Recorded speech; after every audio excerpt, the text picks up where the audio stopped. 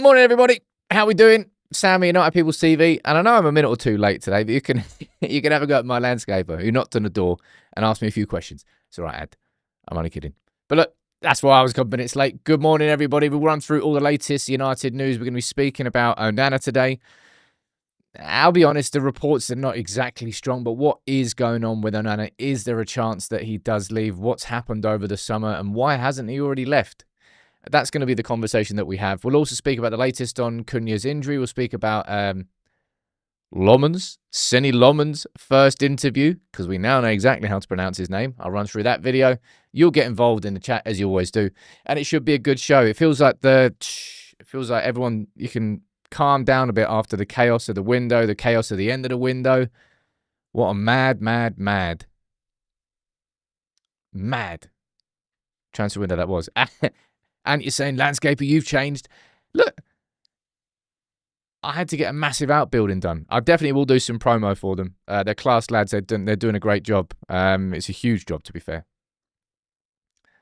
I say landscaper because I had to get an outbuilding done, and the whole garden was completely mega overgrown. I'm not a gardener. I need help. Let's see who's here from the mod and the member gang. Let's get on with today's show.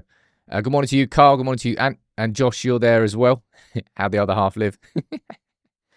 Steph, good morning to you too. We've got Fred. We've got Toby. We've got Shane. We've got Smee. Can I just say before we kick off this show, like, this is a bit mad, isn't it? Like, we've hit 550k subscribers, and we're halfway to 551. Do you know what the single biggest video was that we did this summer? And I'm always proud when I say stuff like this. The single biggest video we did this summer was the profile video we did on Lammens. Get it in your head. Like a high quality, something that we've worked on, that we banked. You remember me saying a few times, like, I almost kind of half hope we sign him so we can release this video, because I felt like it was our best profile video that we did. And it was. And the response to it has been fantastic. So thank you all for making videos like that the most popular stuff on this channel. I don't ever want to be known for somebody who rants and raves and a channel who does better when United are losing. That's never been the aim. And when you see stuff like that, just kind of vindicates all the work that we are doing behind the scenes. Now, let's get on with it. And I want to start with this, because this is a little bit, would you say random? I don't know whether random's, move my mic out of the way.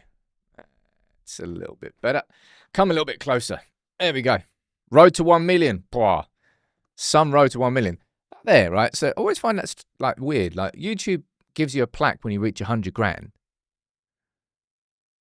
And then you got to wait for 1 million before you get another one. So give us 1.5 million. Well, come on, 1.5 million was a big achievement. Anyway, doesn't happen. But road to 600k will I would like it's an absolute dream for us to be able to reach 600,000 by the end of the year.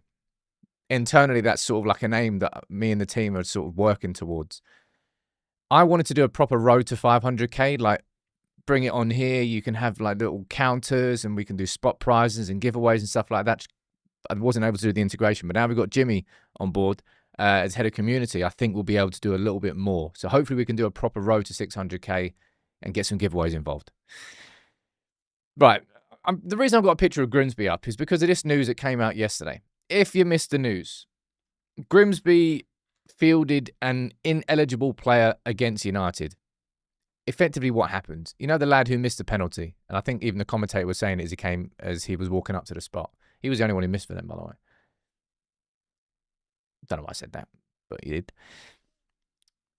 He was signed the day before on loan, and they registered him to play like 1 minute past the deadline. Now, if this was Manchester United who had done this, I think there would only be one bloody consequence to it. But I'm pretty damn glad to hear that United won't be doing anything. Like, the embarrassment has been done. Let's just put that in the past and pretend it's a distant memory. And that's it. I don't want to... like United, if they wanted to, probably could go there, ask for the tie to be replayed, ask for the tie to be overturned. I don't know what. You got Mark Critchley from The Athletic saying United won't appeal against it, and I don't think we should. But I'll tell you what, right? The way that Jim Ratcliffe and all of Ineos have acted so far, the idea of, well, hold on there, but we could probably get more money if we appeal. I just hope we don't, right? Let them have it. They earned it. They didn't exactly win the game because of that, lad. They just outplayed us completely, realistically, for the full game. And then it was just a ridiculous penalty shootout. So there's no point going back to that. I hope that is indeed the case that United don't. I just wanted to bring that news. Now, I know everybody's heart stopped and jumped a little bit. You're like, what's Eric doing back home? Look, that's Senny Lammens at Old Trafford with his agent for the first time. And I'm glad that they did what I wanted them to do. And they released a video. How do you pronounce your name? How do you pronounce your name? Senna Lammens. Senna Lammens. Senna Lammens. So there's no arguing anymore. There's no mispronouncing. I hope he doesn't watch my profile video where I got his name completely wrong. He might do. Anyway, one more time. How do you pronounce your name? Senna Lammens. Senna Lammens. Senna Lammens. There you go. Senna Lammens. No more questions to be asked about how you pronounce his name. Now, he had his first interview with the club yesterday. We're going to run through a little clip of that. And he's got number 31. Bit random. A little bit random. Did he say anything about why he chose 31? I think he was wearing 91 at Antwerp, and we had the conversations yesterday. And I did a little bit of research, and a couple of you were definitely correct. This is the highest number that has been worn by a Manchester United player in a competitive game. Shola Shoretire wearing 74 when he came on. Was that when he replaced Rooney? Did he replace Rooney to make his debut? Was that Angel Gomez? I can't actually remember which one it was. Anyway, this is the highest number that United have worn. I think we had a little debate about that yesterday. But he's wearing our third number 1. I like the logic. Just scratch out. That's what happens. Scratch out the 3 when he becomes third choice to first choice. Matic's old number. Random. Anyway, he's wearing number 31. Numbers don't really care. Don't really matter that much, let's be totally honest. But look, this is him speaking with Harry Robinson in Carrington. And this is the clip of his interview that was on Sky Sports. First of all, like, this move is my dream move, and also today is the last day, so everything comes together like this. So it's a massive day for me. I've been seeing you doing your photo shoots in the new kit. It must feel very good, but your family around as well. It's a proud day for all of you. Yeah, I'm very happy they can also be here today because it's, yeah, like I said, a massive day for me, but also for them because they saw me grow up, play football my entire life. So it's also nice to have them with me now today in the biggest moment in my life. What attracted you to Manchester United? Why Manchester United? Yeah, I think there's a lot of things. Like I just said, it's one of the biggest clubs in the world. Premier League is the biggest competition in the world. And also the history of the club, I think. I remember being a kid of Manchester United winning Champions League, winning the league. And also wanting to help the team get to a level that you can compete for a title again and for to play Champions League again. That's also one of my biggest points, that I want to grow with the team and grow to the heights that used to be of Manchester United. You keep remembering how big Manchester United is, and so when I heard they were interested, it was like a childhood dream. So that's him speaking with Harry, as I said, his first interview with the club. And, well, there's not really much more we can say about him. We've done all of our research. We've done our profiling. United have done their profiling. We've signed him. We've brought him in. We chose him over Emi Martinez. We felt it was a better move for the club. We weren't willing to pay Martinez's wages. Sort of like, all we really want, man, all we really want is just a goalkeeper that we just don't be an idiot. You know what I mean? Don't be an idiot. Sam Turner saying, when I was a kid means 2008. Speaking of 2008, Come on. That's one of my favourite ones. Don't know why I put this on and then put a jacket on top of it. Bit pointless. I was a bit nippy. September. It's windy outside. 40 mile an hour winds. Come on. Supposed to be able to hold on to the summer a little bit. I'm going to be speaking about Onana next, right? I really don't know whether I would put him in to the starting 11 against City. I think I already asked us that in the poll. Like, do you think he will start? I might just ask you this, right? So, say you're Ruben Amorim, right? You're going into the City game. You're going to be working with Lammens or Senny for a couple of weeks. Probably a little bit closer because Onana's away on international duty. I think Bayindir's away with Turkey as well. Don't quite know. Tom Heaton will be there. But you'll have an opportunity to sort of really work closer with him for at least a week before everyone comes back. Would you start him against City? So that's what I'm saying. Like, so try and put yourself in Ruben Amorim's shoes. Would you start him against City? What's our next game after City? Just out of curiosity, I can't actually remember. Like, what fixtures do we have coming up? Because we don't have the League Cup coming up. I know that much. So say, for example, you weren't to play him against City away. The next game is Chelsea at home. The next game is Brentford away. Bloody hell. 3 games in September, no joke, really, aren't they? Then you got Sunderland at home on the 4th of October. You wouldn't wait that long. And then I know what the next one is. Anfield. What would you do? Would you start him against City? What's a harder game? I suppose you would say that City away is the harder game. I honestly don't mean this as sort of taking the piss either. I think the game at Chelsea is actually a harder game. But the harder sort of environment maybe to make your debut could be City away. Well, if you ask United players, though, they're all sort of, they kind of cower at Old Trafford these days. They're kind of intimidated by Old Trafford in the opposite fashion. That's what should happen to opposition players. Manny, you're saying start Heaton. Don't put that into the big derby in the first game. Well, 68% of people that disagree with that there, Manny, they're saying yes, you would start him against City. I play him in all 3 to let him know he's our number 1. I don't think he is our number 1. It's kind of what I said in the profile, and it's what I've always felt about him. We signed him as on paper right now as a number 2 who's going to be immediately competing for that number 1 role, but he's not somebody who comes in and just commands the number 1 jersey or number 31 straight away in a way that Emi Martinez would have. We wouldn't be having this conversation if we signed Emi Martinez. He's just in straight away against City, isn't he? Someone down there saying I'd start him at Sunderland at home. You'd wait that long. 1, 2, 3. There's no chance that we wait until October for him to make his debut because you don't know what the damage that could be done in these 3 games if you didn't. Let me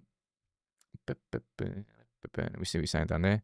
Wayne is saying 100% he is better than what we have. That's not really the question, though, is it? It's about when the right time to put him in. It's like Šeško probably would have been better than what we have, but Amorim seemingly is just really introducing him slowly. We've been creating plenty of chances without him. Mark is saying Heaton is experienced. Heaton is experienced, and that's why I've always been confused as to why he's not even started so far this season. City will start Donnarumma, so why not start our new goalkeeper? I mean, that's kind of like apples and oranges. You're not really going to compare a goalkeeper who's just won the Champions League and the treble last season as to whether or not he can come in and cope with the environment of a Manchester derby in his first appearance for the club. But you may well have questions as to whether or not that's the right environment for a 23-year-old who's only played 1 full season as a senior goalkeeper coming to Manchester United from Royal Antwerp. I mean, if you're trying to compare those 2 situations, then well, that's you do you. They're not the same situation. I'll be interested to see what Amorim does, right? I think it's possible. I really do think it's possible. And I think if it wasn't the international break, I don't think there'd be a chance of it. But I think because it is the international break, he'll have a week to settle at Carrington, probably in close quarters with Ruben Amorim and the coaching staff before the other players come back. That might be enough time for him to settle and feel like he's ready. Risk assessment is better than what we currently have. That's more of a risk, says Stephanie. It's not really. We're not really speaking about the risk as to whether United would be a better or worse team with him in. We're talking about the risks of what it might do and how it might impact him if he goes into a derby like that and something happens and that's his first experience, and then you're sort of starting off on a back foot. That's all.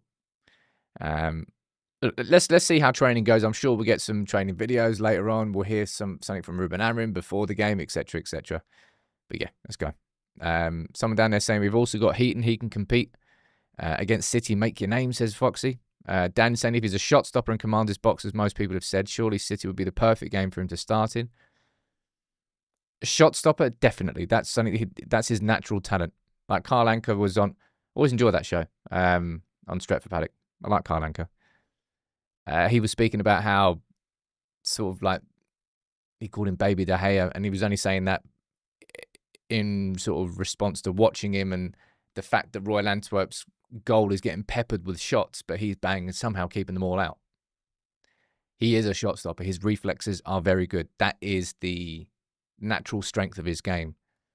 When it comes to claiming crosses and corners, he's got the ability to do it. He's got the height to do it. He's got the frame to do it. Sometimes the timing isn't quite right. Is that down to ability or is that down to confidence and timing? We don't know that bit yet, but it's something that he definitely needs to sort of work on and to develop. Don't expect this lad to be coming in. You have to set your expectations. Don't expect him to be coming in like punching every corner, towering over every defender and claiming every cross and saving temper your expectations. Let this lad develop. Anyway, he might start, and if 69% of you get your own way, he will start against City. And you're saying you see him as a youth player, too much too soon, could destroy the confidence, give him time to learn, and the club for a bit, Brentford for you. So that would be the third game. I don't know. I really, really don't know what the right answer is. And I suppose we won't know until the game happens and the performance happens. But there could be some damage done in those two games against City and Chelsea. That's the issue. If it wasn't, it's a shame about the fixtures and the way that the fixtures have gone at the start of the season, let's be totally honest. Now, here's a little random bit of transfer nug for you. This is Nice's sporting director speaking about their summer transfer window and how he wanted to work with United, but it didn't actually happen, right? We go down here. Maurice has told L'Equipe that he had hoped for a degree of collaboration between Nice and United, and it didn't quite happen. So I spoke with United during the transfer window in order to try and find solutions. We envisaged things like asking them to sign a player and then loaning us back said player. But their priority was to sell. So Nice wanted United. Like if you look at, I think this has just happened. I'm pretty sure that Forest signed a player from Botafogo in Brazil like 4 days ago. And now they've just loaned him straight back to him.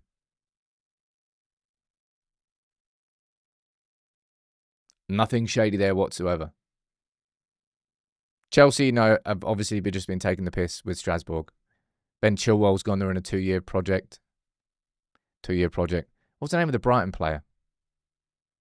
Can't even remember. Is it Julio Enciso? Was signed by Blueco. Is that like this the parent company? I think it is. Went to Strasbourg, going to play there for a year and then come to Chelsea. Yeah, Lyle, this is exactly what's happening. Chelsea and Strasbourg are killing the loopholes. It's the exact same way as spreading PSR payments over 8 seasons or whatever they were doing at the start.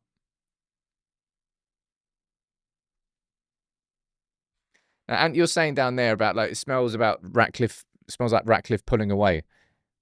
I think I said this a few months ago now. I had no proof. I had no inside knowledge. I said it just felt like it felt like you could see Ineos sell their stake in Nice and sort of put all their eggs into the United basket. I kind of felt that way for a while. And maybe this is a hint towards that, potentially. Potentially. Yeah. I think Chelsea moving so aggressively with Strasbourg and everything that they're doing, signing players, loaning players, putting a player here, putting a player there. I think they'll probably tighten the rules on multi-club ownership. And if I got my own way, multi-club ownership models would be absolutely abolished and banned and not allowed whatsoever.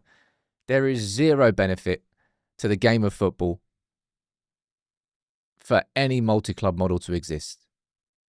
All they do is give the established superpowers in football even more ability to be an even bigger superpower, because you can then sweep up other players that might not fit into your club environment, but you've got a second tier that you can then sign players for and kind of skip the queue and skip the system. And then instead of certain clubs models are like this, they sign players, they develop players, and they sell them on. You're kind of cutting that market out. I've always hated the multi-club model. I very much came into the sort of if you can't beat them, join them mindset, because I think the horse is bolted. I think it's too late. I think there's too many clubs that are too big and too powerful now to try and abolish the multi-club model. And I don't know how in the world you what's the word? Regulate it. No idea. But yeah, apparently Nice asked United to work with them directly this summer, and we were like, hell no. Hell no. Anyway, let's move on. Let's go to the main story for today after this. That was a video I did yesterday on this summer window overall. Hey, look, everyone's entitled to their opinion, and I know that not all of you agree with me on this one. But versus expectations going into that summer, I genuinely thought United had a pretty good summer. Far, far from perfect. And of course, the big gaping hole that we've got in midfield is the single biggest issue that we've got. But I'm still calling that like a 7.5. I'm probably going to call it a 7 out of 10. That's what I think. And today, the lunchtime video, by the way, is going to focus purely on the exits, all of them, not just the top ones, what it means. And we'll also then take a look towards next summer and what's being lined up, whose contracts run out, who could be... The clear-out's not complete, but the clear-out in terms of what we wanted to get done this summer, it's pretty much all happened. Although there should have been some others involved in that, and that's the segue. It's a perfect segue. Let's speak about Onana. Go down to the poll. 1,400 votes are in, and 69% of you are still saying you would start him against City. Let's see what happens. Let's speak about our current... Is he actually number one? I don't know what number he... Is he 24? Is that 4 on his back? I think he is. Onana. Right? Gravy, you're saying, as much as I can't stand Onana, ease Lammens into the role. Lammens. It's going to take me a while. I'll eventually get there. You're saying ease him into the role. Starting him against City would be throwing him into the deep end. It would be throwing him into the deep end. It's whether or not, from the first-hand experience and training him and working with him in these next 2 weeks, whether Amorim feels that he's ready. Nobody will be able to make a better judgment call on that than Ruben Amorim and his staff. But let's speak about this lad, because the news that I'm seeing circulating today, like, and that is set for his exit. Calm your boots here. This is just coming from, what's his name? Pete O'Rourke from Football Insider 24/7. I think sometimes he actually can be quite decent with news. Senny Lammens. United could sell Onana to the Saudi Pro League in order to reshuffle their goalkeeping department. Could, should, would. Look, something I got wrong. I did a little bit of research this morning. I swear I did my research first. I think transfer marks might have had the wrong dates. It turns out the Saudi Pro League window doesn't close until September 23rd. That's after the international break. That's plenty of time. You know what I didn't realise either? The Portuguese league That window's open until September the 15th. Why? Why is it that clubs have different ends of their transfer windows? Is it because their clubs, the leagues start at different times and end at different times? I'm guessing that might be it. But anyway, we've got 20 days for teams in Saudi. Teams in Turkey, we've got until the 12th. So we've got 9 days left on that.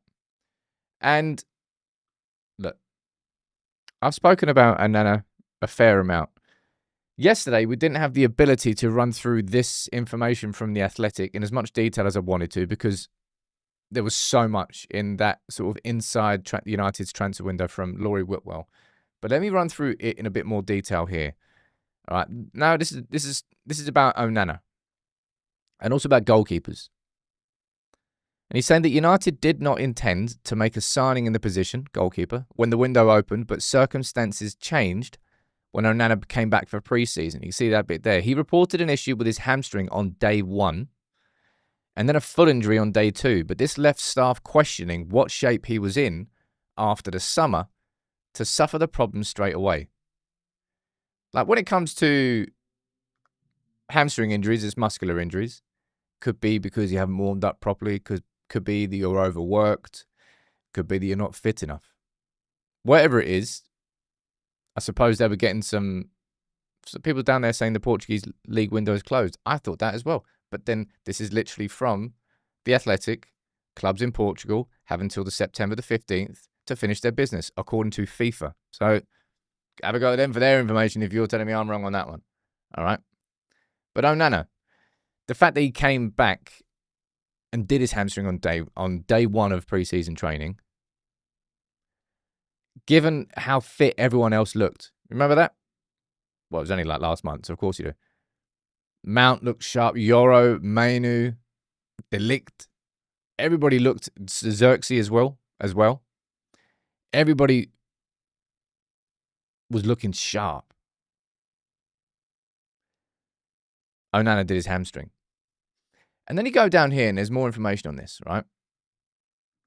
This is where it gets a little bit confusing if you ask me. That bit there has to be like one of the most hilarious things I've ever read. The fact that Onana came back to Carrington after the season that he'd had, after the injury that he'd just had, to then ask for a new contract. I'll speak about that a little bit more next. But this is the one that's a bit confusing.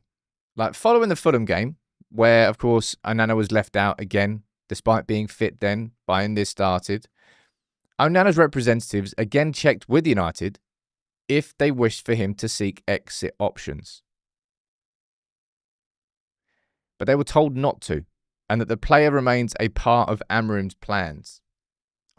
So that's a bit interesting, and a bit incorrect if you ask me. Surely that conversation changes now. And I very much put the Onana situation in a similar situation to how I put Højlund. When it became abundantly obvious, and I suppose we only really, we've been tentatively linked with Lammens for a good while, but we didn't really aggressively move for him until, what was it? It was probably, I think it was before the Fulham game, really. But surely at this point, if you're Onana and you're his representatives, you're seeking that exit now. It's obvious that you're not part of the plans. And the reason I'm pulling this up again is because when we speak about cultural changes at the club, we speak about attitudes, we speak about the right players, we speak about the right mentalities to have. In the same summer where, now I know not all of you agree that this was the right move, but in the same summer where Bruno rejected, I think it was like a €40 million net offer from Saudi plus 10 mil in bonuses because he wanted to stay at Manchester United and be the captain of the club. And Amorim sort of loved him for it. You've then got Onana asking for a new contract because he's got a 25% pay cut because he's failed at his job. It's effectively what it is. So you failed at your job, you have a summer off, And then you go back in saying, well, actually, I want a pay rise. And you compare that to what you've got with Bruno. That's a huge red flag for Ruben Amorim in terms of what your priorities are. Oh, so actually all you care about is how much you earn. Right, okay. You don't actually care. You don't actually give a toss about being part of this club. United, I think, they've got to find a solution. I think they've got to tell Onana that he's not part of this club anymore. I think they've got to tell him that he has no future at the club. Because Onana doesn't... correct me if I'm wrong here. You know how Sancho's rejected every single bloody move because he wants to be a free agent. And that's what he wants to chase. And he's rejecting everything like Saudi and Roma and Juve and whoever else. Do you think... I'm going to probably put this as a poll question here today. Do you think Onana would reject any move to a Saudi or Turkish club?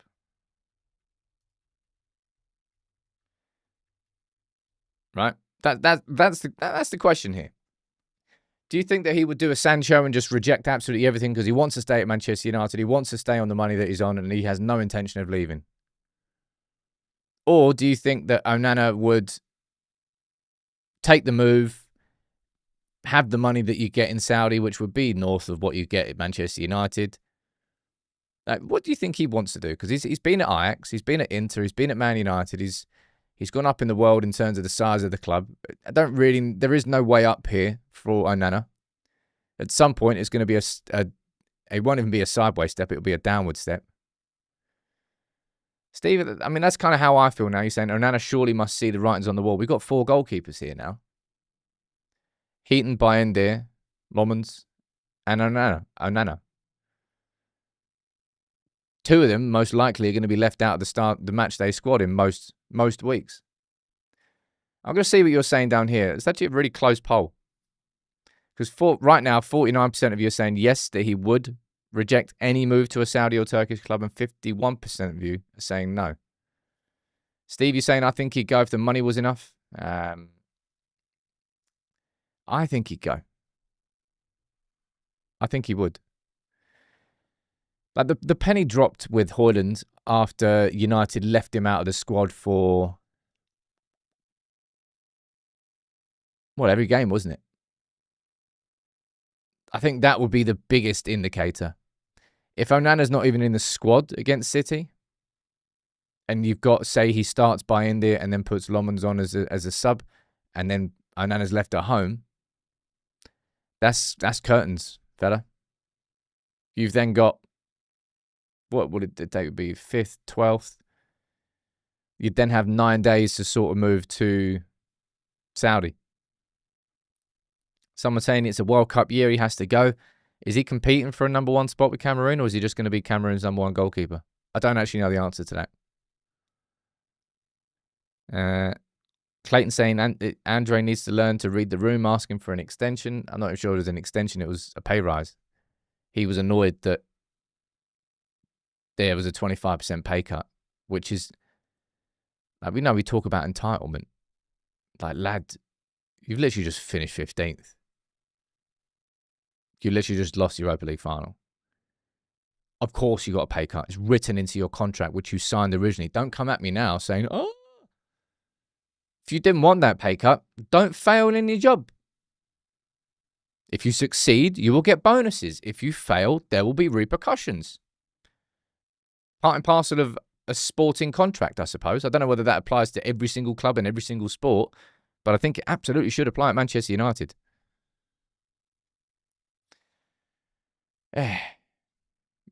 Someone's saying it down there. Read the room.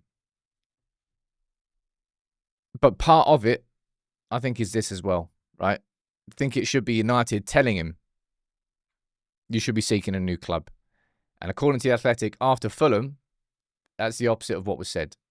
There was no intimation from United to his representatives that they wanted to move him on. Whereas I think they should. And that needs to happen. So if we've got 19 days until the Saudi window closes and nearly 10 until the Turkish window closes. There's two options. Like, read that room. Someone down there saying, how does a goalkeeper do a hamstring? I mean, goalkeepers are supposed to be able to sprint out the box, so you can understand how they would do a hamstring. Wouldn't exactly say I've seen that too often from Onana. Someone asking, didn't Onana get dropped by Cameroon? I remember that. Do you remember? I don't know why I remember this story. Wasn't it when they went away on international duty and they were supposed to be playing someone, and then like the local airport got shut down, so they had to get a bus across the border that was like X amount of hours before the game. I think that was a Cameroon team. I think I'm remembering that. A bit random, I know. We're going to be speaking about Cunha next, by the way. But yeah.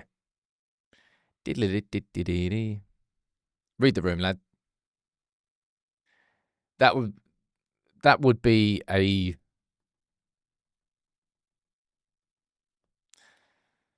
that'd be a huge thing. Someone down there saying, didn't he retire from Cameroon? Was it?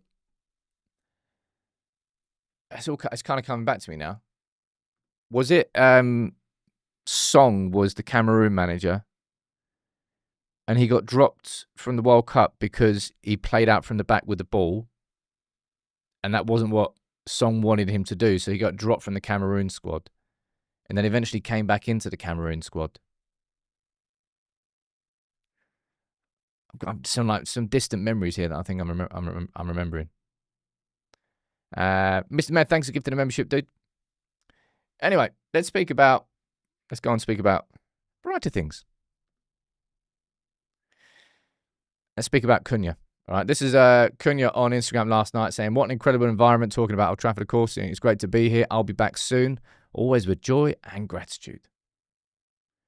How much have you enjoyed watching this lad so far in a United shirt? Because I've absolutely loved him.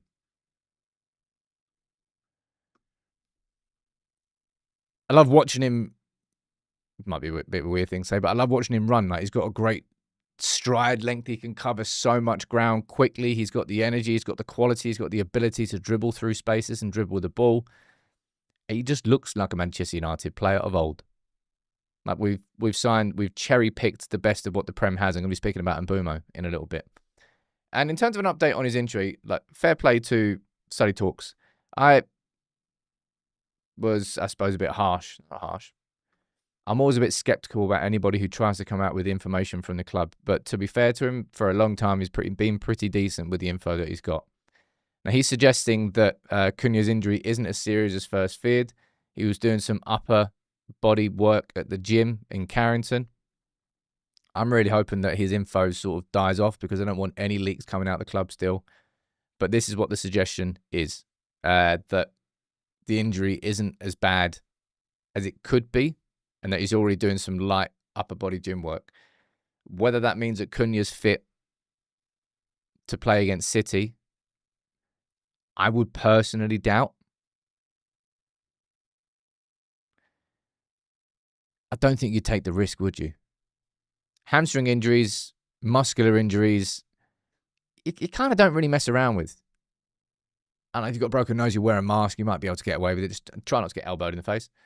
But with muscular injuries, especially if they're like on the verge and it's a strain, it's a little bit sore, but it's all right. And then boom, you ping it, you tear it, and then you're out for like 3 months. I don't think that's a risk United will take. And if we're being honest, if there's one place that we do have some actual quality and strength and depth, it is in those number 10 roles. So I personally wouldn't, doesn't matter what happens in this international window, I wouldn't start Cunha against City. Might have him on the bench for 15 minutes if we need him, but I wouldn't start him. But that's the latest on his injury. What are you saying down here? Rex is saying it's like playing whack-a-mole with delusional players. If Onana thinks he can ask for a pay rise after last season, he can think he still has a future here. Yeah, it's just imagine you're Omar Barada, right? And you're sitting there, you're answering your emails, and oh yeah, come on in he come. And Onana's agent sits down there across from you and goes, well, some of we've had there. It's been, it's exciting, isn't it? Ooh. So yeah, about last season, about Onana. So I know that we finished 15th. Like, it's the worst finish in the Premier League history for Manchester United. I know that we lost the Europa League final, but you know that 25% wage cut? Do you think you could... Come on. You sort it out. Just forget about that. Like, Barada must be like, there's a door. There is no update on Mount as it stands, by the way. We need to see it. Maybe you might see Xerxes start. But I wouldn't really take any... I don't even know why... I don't even know... Well, one sec. You're getting a timeout. Did it? Why haven't people got to do it? No, that's it. You're just banned from the channel. See ya. It's always good. I always enjoyed how the chat actually is worthwhile for you all. Big up to all the mods, to Carl, to Josh, to Ant, to Steph, to everybody who helps and gets involved. But I always like the fact that the chat is a place you can have a conversation with people that kind of become your friends over time. And that's why I can't wait to do the meetups and the live shows, and we can all meet in real life. There's no update on Mount yet. Now, I'm not sure if you saw this. I want to kind of... I've probably got about another 5 minutes or so in the show today. Fire any questions if there's anything you want to speak about. The Athletic did this yesterday, right? It's mad that 153 players were signed. Over $3 billion. And I don't even know why they did this. It really is kind of like you're on a hide into nothing sort of article to do. How do all 153 transfers rank? I mean, what's the point in doing that when they've played 2 games each? Let me make a judgment call on this new signing who's played for a club for 2 games. That's kind of content for the sake of it. But this bit's hilarious. Out of 153, they put Cunha as 76. They're saying that there was 75 players. This is making me laugh, right? 75 players, apparently, who were better signings for their respective clubs this summer than Matheus Cunha was to United. And let's quickly have a little peep at who some of them were. 75 players. I actually haven't looked at this list properly, so I'm going to scroll through a few now. So all these signings were better signings for their clubs than Cunha was for United, right? So look. Visser to Newcastle, the one that was 55 million that they initially bid 25 million for. Well, that's a strong start there, Tim. No idea who you are. Enzo Lefebvre? It's a pretty decent signing. Alcaraz? Wasn't he the one that... He was on loan at them and then he went back. James Trafford? He's not exactly started good. Malik Thior? Marmadashvili. So the sub-goalkeeper for Liverpool is better than one of the 2 best signings that United made. I mean, we could just go on and on and on. There's going to be so many outrageous names in that list. But the fact that they've actually, with chest, said that there are 75 players that were better signings than Cunha is really quite funny this summer. Really is quite funny. Now, I'm going to... No, I'm not going the wrong way on the list. The signings were getting better as they went down. I want to ask you here, right? Name the 2 Manchester United players who were in the top 3 for chances created this season. Because there's 2 of them. Top 3 players in the Premier League who created chances. 2 of them are Manchester United players. Really is quite impressive. And I've already shown and ran through the stats of United have had more touches in the opposition box than any other team. United have had more shots than any other team. United have a higher expected goals than any other team. We're still not scoring enough, but we are creating enough. Bruno is indeed one of them. Bind is not the other one. Jay, you're the first one to get it right, but quite a few of you did there as well. And Bumo and Bruno are both in the top 3 for chances created this season. And if a video I'm probably going to do a little bit later in the week I think I might do a video on, and I've wanted to do this earlier, but I'll be honest, I haven't really seen too much evidence of it working, but I did in the Burnley game. I want to speak about Ahmad and Mbumo's partnership and the relationship, because they got the runs right. They complemented each other against Burnley. One cutting in, one going out, one dropping deeper, one overlapping, They had a far better awareness of where the other one was against Burnley compared to other games. But just that stat there is really, I would say it's positive. United are creating, and finally we're bringing in someone else who's creating nearly at the same rate that Bruno is. Sharing responsibility has been the key. It's been one of the keys, really, to signing Mbumo and Cunha. And watching Mbumo in that Burnley game,